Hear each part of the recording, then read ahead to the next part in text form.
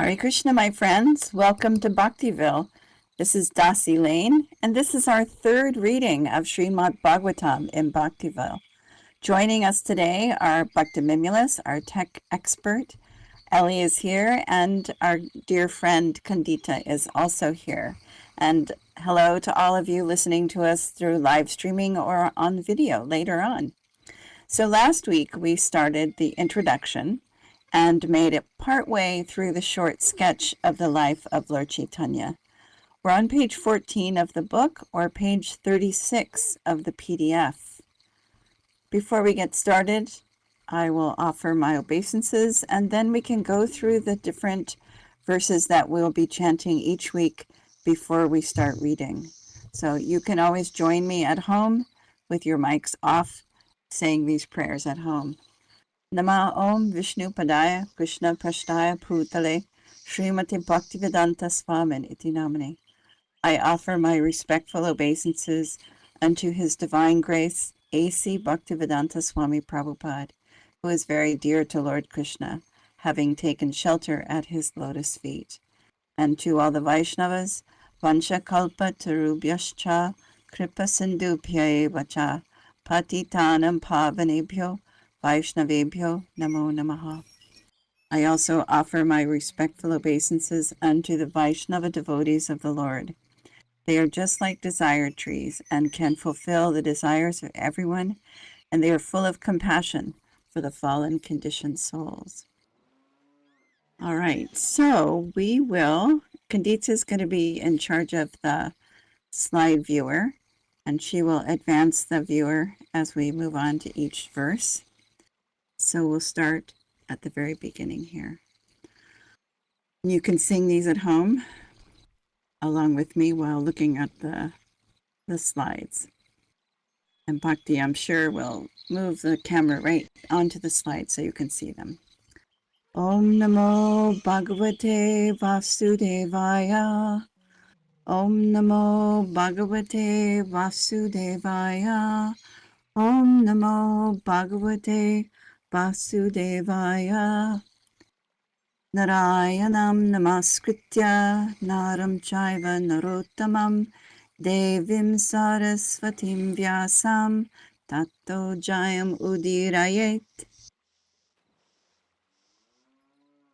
Shrinvatam Svakata Krishna Punya Shravana Kirtanaha Hridyantastohya Padrani Vidunoti Suhritsatam.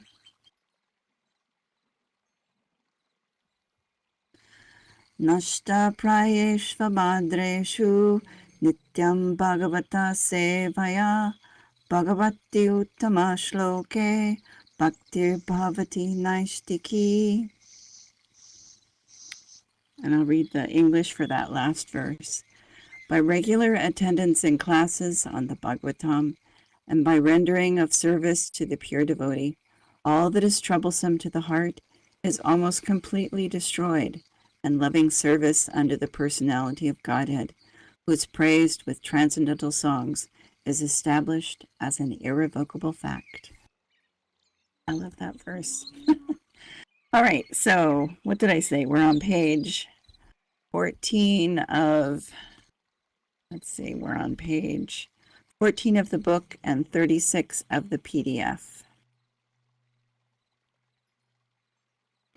Oh, Candida, that's okay. No, I wasn't going to read the English for all of them, just the last one. Thank you so much for doing that. All right, so page 14 of the book or page 36 of the PDF. So on page 36 of the PDF or the book, we're at the paragraph that begins with this incidence. And this incidence he's referring to, we read last week, is what's in the illustration of plate 2, where the Kazi people protested that they couldn't chant Hare Krishna, and outside the Kazi's house or his big palace, and all kinds of things went on, and it was not good for anyone. But the Kazi was finally convinced and became a follower of Lord Caitanya. and he declared that no one, I'm just reading from the book, no one should hinder the Sankirtan movement, which was started by the Lord. And the Qazi left this order in his will for the sake of his progeny. And apparently, it's still true to this very day. So we'll continue our reading now. This incident shows clearly that the Lord was not a so-called timid Vaishnava.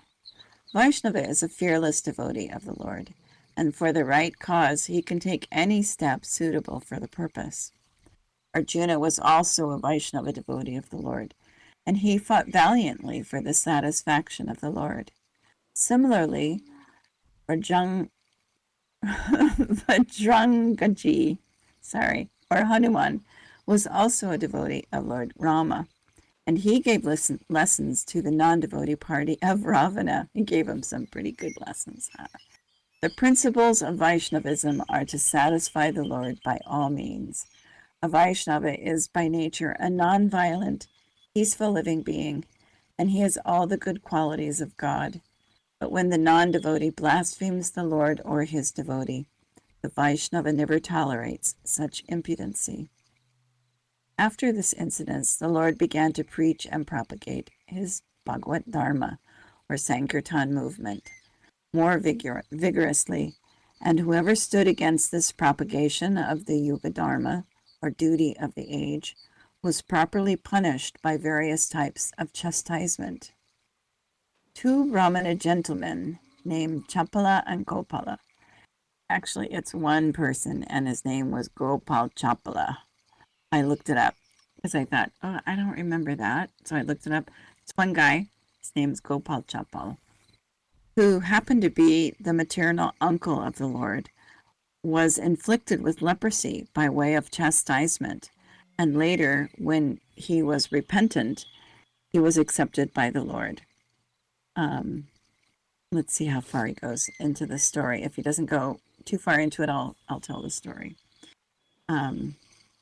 In the course of his preaching work, he used to send daily all his followers, including Srila Nityananda Prabhu and Thakur Haridas, two chief whips of his party, from door to door to preach the Srimad Bhagavatam. Okay, back to the story of Gopal Chapal. So Gopal Chapal wanted to discredit Lord Chaitanya's movement, and so he set up an altar of the goddess in front of Srinivasa's house at night. And in the morning, when Srinivas woke up, he was so surprised to see this outside his gate, this altar to the goddess. And so Vaishnavas don't eat meat, but Durga Devi does. So it was bloody and gross. And when the police came, not police, whatever they're called, when they came, he said, yes, I've been worshiping the goddess at night. So he wasn't going to protest or anything about it.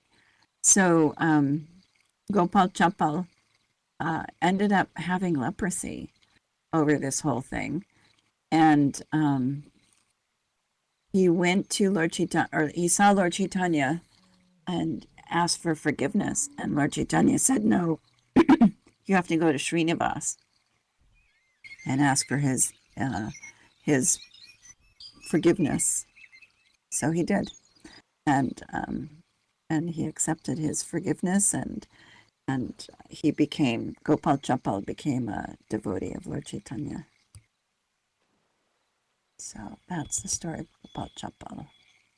All right, all of Navadvip was surcharged with his Sankirtan movement, and his headquarters were situated at the house of Srivas Thakur and Sri Advaita Prabhu, two of his chief householder disciples. These two learned heads of the Brahmana community were the most ardent supporters of Lord Chaitanya's movement. Sri Advaita Prabhu was the chief cause for the advent of the Lord. When Advaita Prabhu saw that the total human society was full of materialistic activities and devoid of devotional service, which alone could save mankind from the threefold miseries of material existence, he, out of his causeless company for the age-worn human society, prayed fervently for the incarnation of the Lord, and continually worshiped the Lord with the water of the Ganges and the leaves of the holy Tulsi tree. Excuse me. As far as preaching work in the Sankirtan movement was concerned, everyone was expected to do his daily share according to the order of the Lord. Once, Nityananda Prabhu and Srila Haridas Thakur were walking down a main road, and on the way they saw a roaring crowd assembled. Upon inquiring from passers-by, they understood that two brothers named Jagai and Madhai were creating a public disturbance in a drunken state. They also heard that these two brothers were born in a respectable Brahmana family, but because of low association, they had turned into debauchees of the worst type. They were not only drunkards, but also meat eaters, woman hunters, dacoits, and sinners of all description. Srila Nityananda Prabhu heard all of these stories and decided that these two fallen souls must be the first to be delivered. If they were delivered from their sinful life, then the good name of Lord Caitanya would be even still more glorified. Thinking in this way, Nityananda Prabhu and Haridas pushed their way through the crowd and asked the two brothers to chant the holy name of Lord Hari. Excuse me, Kandita, can you forward the slideshow to the illustration of this pastime? Thank you. The drunken brothers became enraged upon this request and attacked Nityananda Prabhu with filthy language. Both brothers chased them a considerable distance. In the evening, the report of the preaching work was submitted to the Lord, and he was glad to learn that Nityananda and Haridas had attempted to deliver such a stupid pair of fellows. The next day, Nityananda Prabhu went to see the brothers. As soon as he approached them, one of them threw a piece of earthen pot at him. This struck him on the forehead, and immediately blood began to flow. But Nityananda Prabhu was so kind that instead of protesting this heinous act, he said, "It does not matter that you have thrown this stone at me. I still request you to chant the holy name of Lord Hari." So do we have that illustration up? Yeah, it's a great illustration.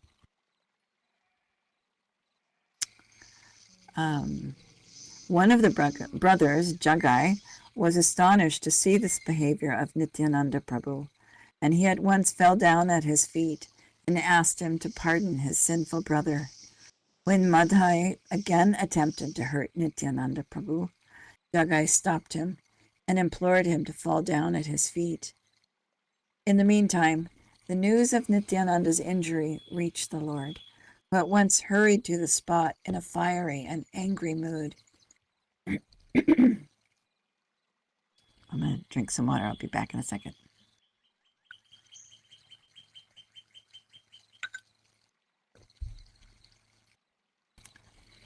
Okay. The Lord immediately invoked his Sudarshan chakra, the Lord's ultimate weapon, shaped like a wheel, to kill the sinners. But Nityananda Prabhu reminded him of his mission. The mission of the Lord was to deliver the hopelessly fallen souls of Kali Yuga, and the brothers Jagai and Madhai were typical examples of these fallen souls. 90% of the population of this age resembles these brothers, despite high birth and mundane respectability. According to the verdict of the revealed scriptures, the total population of the world in this age will be of the lowest Shudra quality, or even lower. It should be noted that Sri Chaitanya Mahaprabhu never acknowledged the stereotyped caste system by birthright. Rather, he strictly followed the verdict of the Shastras in the matter of one's Svarup, or real identity. When the Lord was invoking his Sudarshan chakra, and Srila Nityananda Prabhu was imploring him to forgive the two brothers, both the brothers fell down at the lotus feet of the Lord and begged his pardon for their gross behavior. The Lord was also asked by Nityananda Prabhu to accept these repenting souls, and the Lord agreed to accept them on one condition, that they henceforward completely give up all their sinful activities and habits of debauchery. Both the brothers agreed and promised to give up all their sinful habits, but the kind Lord accepted them and did not again refer to their past misdeeds. This is the specific kindness of Lord Caitanya.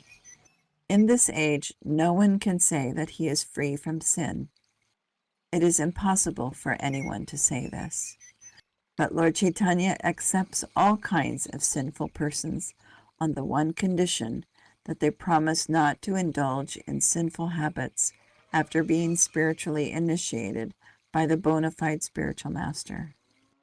There are a number of instructive points to be observed in this incident of the two brothers. In this Kali Yuga, practically all people are of the quality of Jagai and Madhai. If they want to be relieved from the reactions of their misdeeds, they must take shelter of Lord Caitanya Mahaprabhu, and after spiritual initiation, thus refrain from those things which are prohibited in the Shastras. The prohibitory rules are dealt with in the Lord's teachings to Srila Rupa Goswami. During his householder life, the Lord did not display many of the miracles which are generally expected from such personalities. But he did once perform a wonderful miracle in the house of Srinivas Thakur while Sankirtan was in full swing. He asked the devotees what they wanted to eat, and when he was informed that they wanted to eat mangoes, he asked for the seed of a mango, although this fruit was out of season. When the seed was brought to him, he sowed it in the yard of Srinivas, and at once a creeper began to grow out of the seed. Within no time, this creeper became a full-grown mango tree, heavy with more ripened fruits than the devotees could eat. The tree remained in Srinivas's yard, and from then on, the devotees used to take as many mangoes from the tree as they wanted.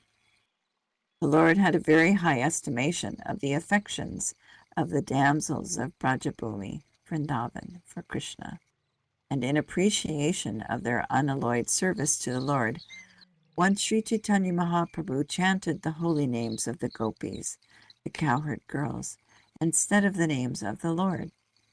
At this time, some of his students, who were also disciples, came to see him, and when they saw that the Lord was chanting the names of the gopis, they were astonished.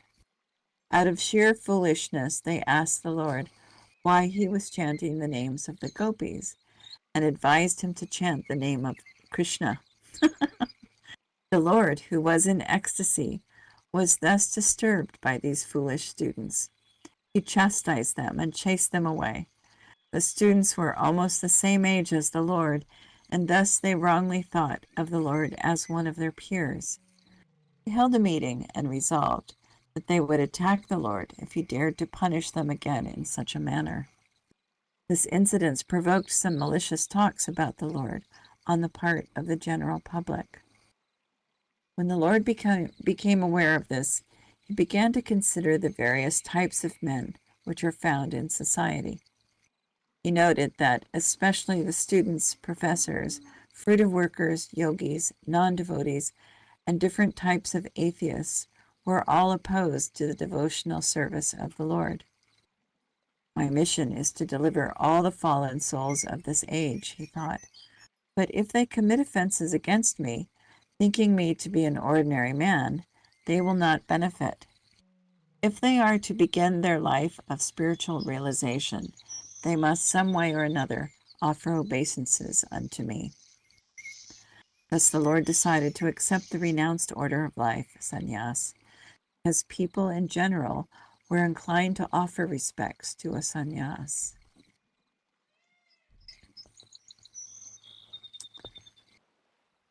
I'm sorry, I wasn't looking at the comments. Kandita asked, and the leprosy was cured? Yes, the leprosy was cured after Lord Caitanya accepted them.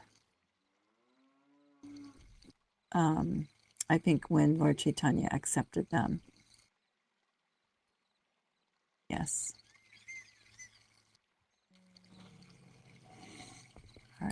Sorry about not seeing that. 500 years ago, the condition of society was not as degraded as it is today. At that time, people would show respects to a sannyasi, and the sannyasi was rigid in following the rules and regulations of the renounced order of life.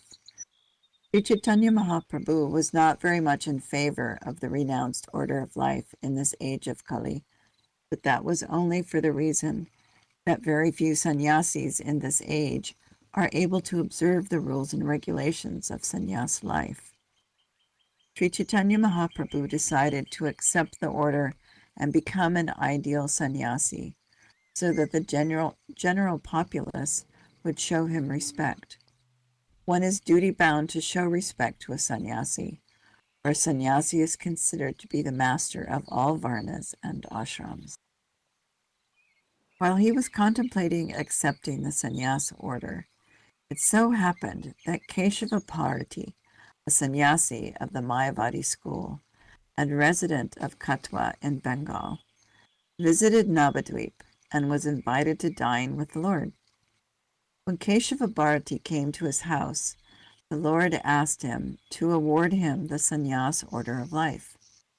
This was a matter of formality. A sannyas order is to be accepted from another sannyasi. Although the Lord was independent in all respects, still, to keep up the formalities of the Shastras, he accepted the sannyas order from Keshava Bharati, although Keshava Bharati was not in the Vaishnava Sampradaya or school.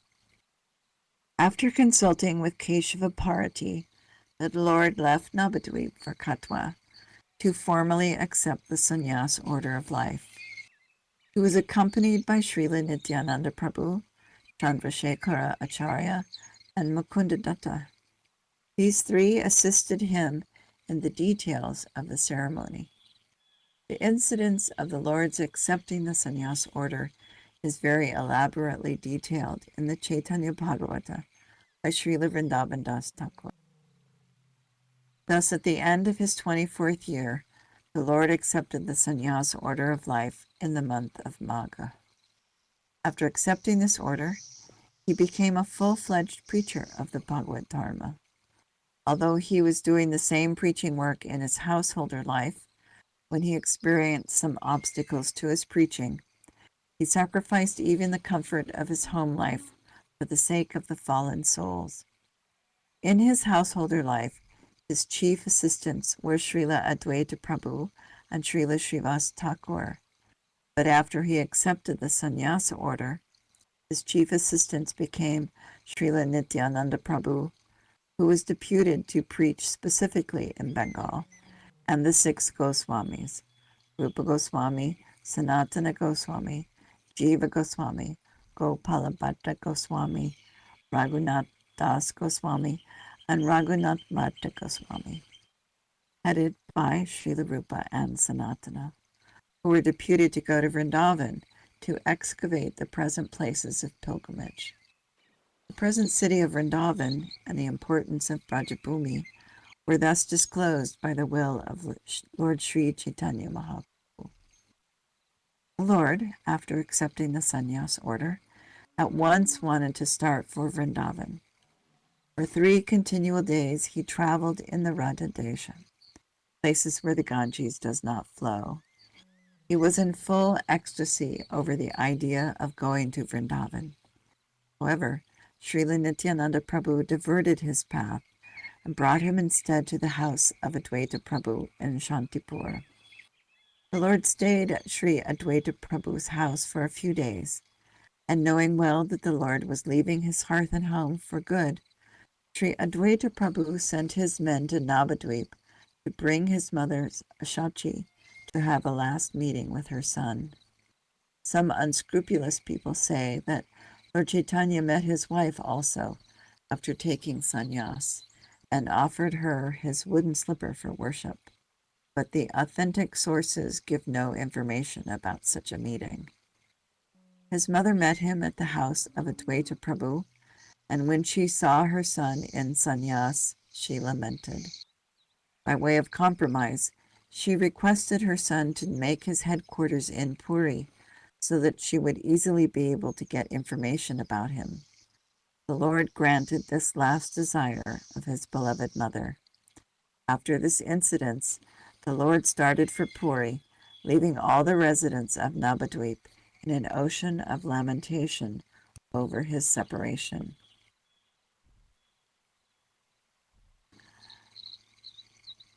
Oh, that picture is coming up. The Lord visited many important places on the way to Puri. He visited the temple of Gopinathaji, who had stolen condensed milk for his devotee, Srila Madhavendra Puri. Since the deity Gopinathaji is well known as Kishora Chora Gopinath, the Lord relished this story with great pleasure. The propensity of stealing is there even in the absolute consciousness, but because this propensity is exhibited by the absolute, it loses its perverted nature and thus becomes worshipable, even by Lord Caitanya, on the basis of the absolute consideration that the Lord and his stealing propensity are one and identical. This interesting story of Gopinathaji is vividly explained in the Chaitanya Charitamrita by Krishna Das Kaviraj Goswami. I'll tell you a little bit about the story. So, Madhavendra Puri had this wonderful deity, and he went to this temple of Gopinath and asked the head pujari what kind of food they offered, because he wanted to offer the same kind of food to his deity. And so the pujari is explaining all these foods, and just at that moment they were offering this shirachora, and Madhavendra Puri said, "Oh, that would be nice to offer to the deities back at home." And then Madhavendra Puri was so upset that he was thinking about relishing something that was not offered to the deity yet, and so he got up and left. He was so upset and embarrassed that he thought that. So that night, the pujari had a dream. Gopinath gave this dream to the head pujari that he had hidden a small cup of shirachora underneath his skirt, and in the morning he should go. He should get that little cup and take it to Madhavendra Puri, and so that's the story of how Gopinath stole. Didn't really steal it. He stole it. He took his own offering and kept it for Madhavendra Puri. But then Madhavendra Puri was, of course, ecstatic, and he would take just a little tiny bit every day. He didn't like drink it all at once. He took a little tiny bit every day, so it lasted for months. All right, on with our reading. So after visiting the temple of Shirachora Gopinath of Remuna at Balasore in Orissa, the Lord proceeded towards Puri, and on the way visited the temple of Shakshi Gopal, who appeared as a witness in the matter of two Brahmana devotees' family quarrel. The Lord heard the story of Sakshi Gopal with great pleasure, because he wanted to impress upon the atheists that the worshipable deities in the temples approved by the great acharyas are not idols, as alleged by men with a poor fund of knowledge.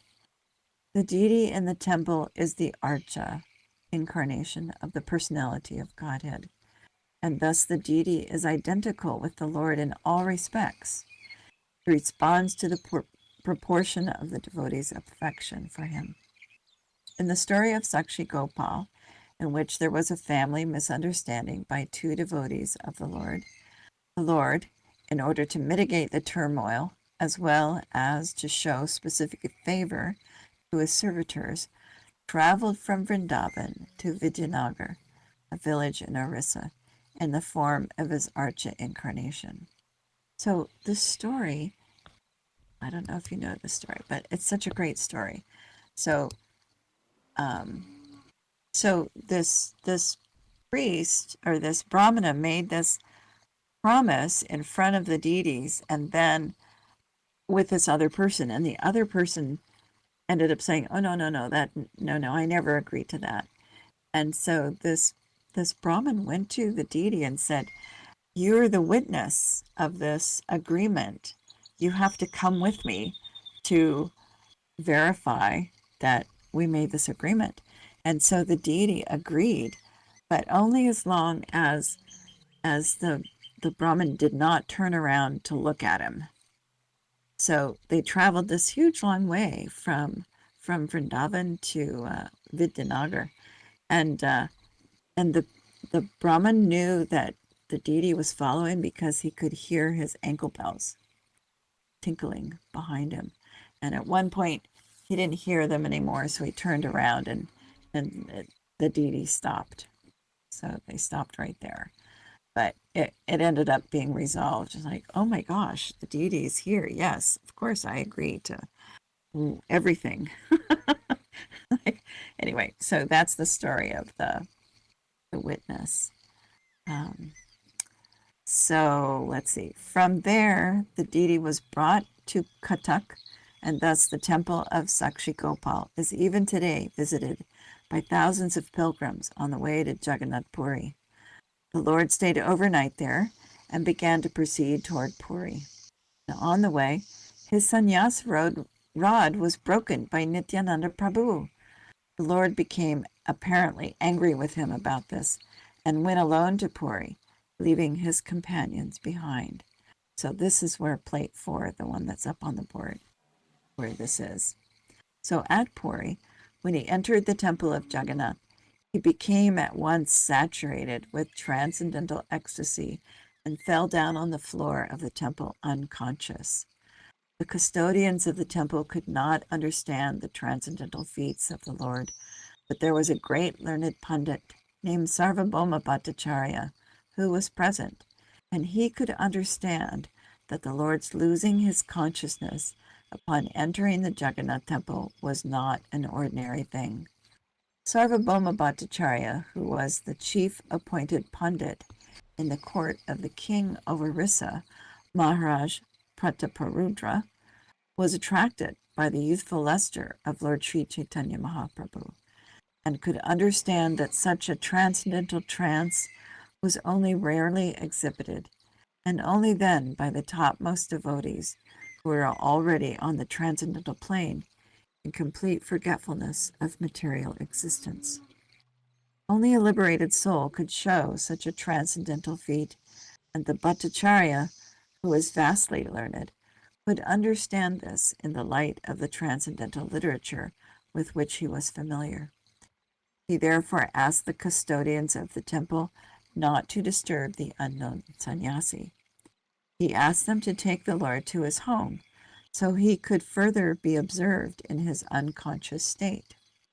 The Lord was at once carried to the home of Sarvabhauma Bhattacharya, who at that time had sufficient power of authority due to his being the Sabha Pandit, or the state dean of faculty in Sanskrit literatures.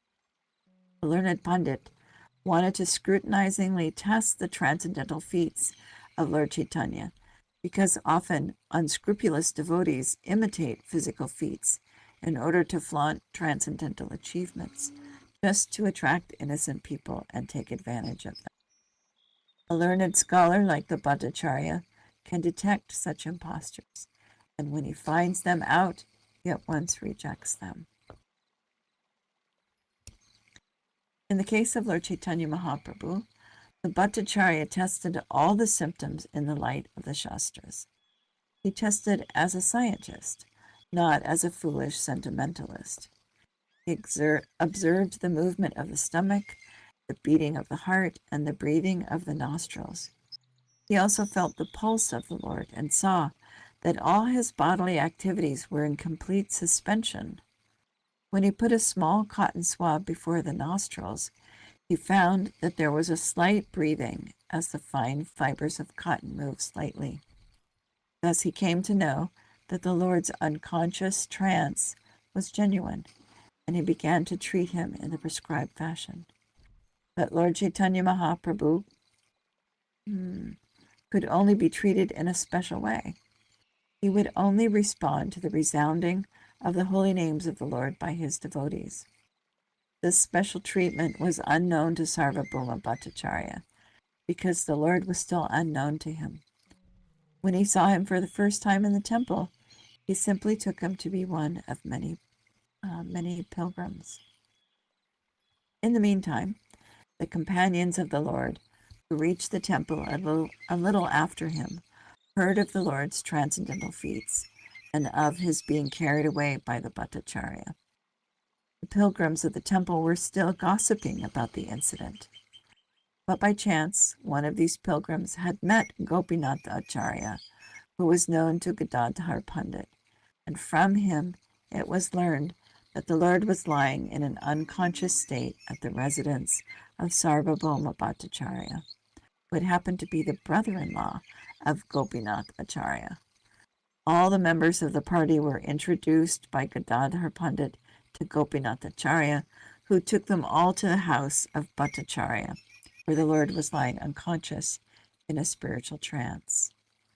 All the members then chanted loudly the holy name of the Lord Hari, as usual, and the Lord regained his consciousness. After this, Bhattacharya received all the members of the party, including Lord Nityananda Prabhu, and asked them to become his guests of honor. The party, including the Lord, went for a bath in the sea, and the Bhattacharya arranged for their residence and meals at the house of Kashi Mishra. Gopinath Acharya, his brother-in-law, also assisted. There were some friendly talks about the Lord's divinity between the two brothers-in-law, and in this argument, Gopinath Acharya, who knew the Lord before, now tried to establish the Lord as the personality of Godhead, and the Bhattacharya tried to establish him as one of the great devotees. Both of them argued from the angle of vision of authentic Shastras and not on the strength of sentimental vox populi, or popular opinion. The incarnations of God are determined by authentic Shastras and not by popular votes of foolish fanatics. Lord Caitanya was an incarnation of God, in fact, but foolish fanatics have proclaimed so many so-called incarnations of God in this age without referring to authentic scriptures. But Sarvabhauma Bhattacharya or Gopinath Acharya did not indulge in such foolish sentimentalism. On the contrary, both of them tried to establish or reject his divinity on the strength of authentic Shastras. I'll read this last paragraph and then we'll finish. Later, it was disclosed that Bhattacharya also came from the Navadvip area, and it was understood from him that Nilambara Chakravarti, the maternal grandfather of Lord Caitanya, happened to be a class fellow of the father of Sarvabhauma Bhattacharya. So in that sense, the young sannyasi, Lord Caitanya,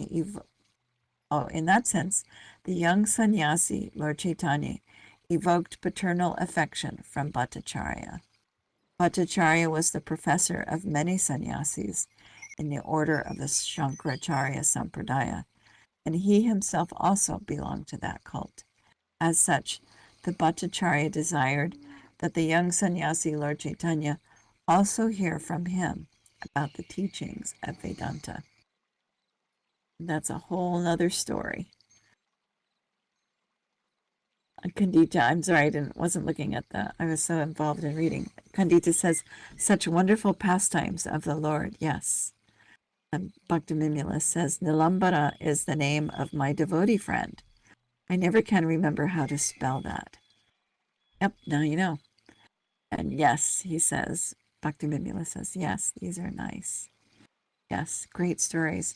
And I love going off book, off book, and telling the stories in more detail. I love all those stories. They're great. All right, any questions or comments or anything else? No? All right. Thank you so much. Thank you for coming. Thank you for listening. Thank you for letting me read. All glories to Srila Prabhupada. Hare Krishna.